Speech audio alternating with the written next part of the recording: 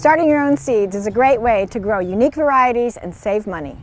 But once you get your seeds to germinate, you need to make sure that you have a nice, strong plant to transplant into your garden. Today we're going to talk about seedling care. You want your starts to be compact, strong, and short. You don't want them to be long, leggy, and weak. And the way you'll get them to be strong is proper temperature, adequate water, good fertilization, and a whole lot of light. The ideal temperature for seedlings is between 60 and 65 degrees. Warmer temperatures will make them leggy. Damping off is a major killer of seedlings. It is caused by fungus, and high temperatures, poor light, and poor air circulation favor the disease.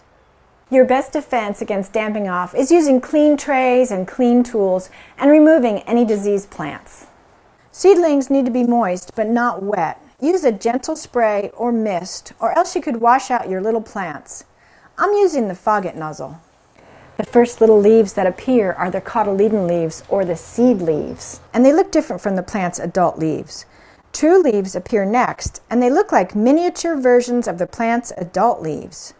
After your plant's first true leaves appear, you can fertilize with a low NPK fertilizer like this organic liquid fish.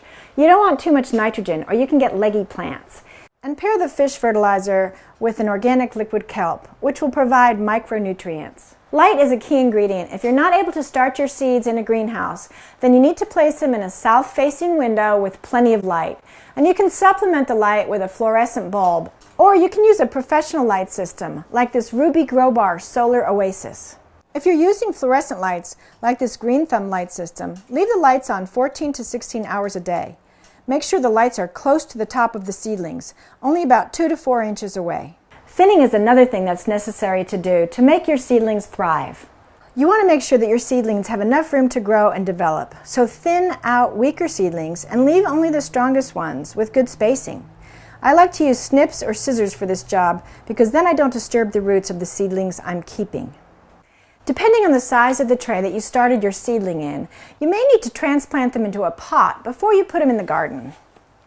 I like this widger to easily pop the plants out of their cells and into a larger pot.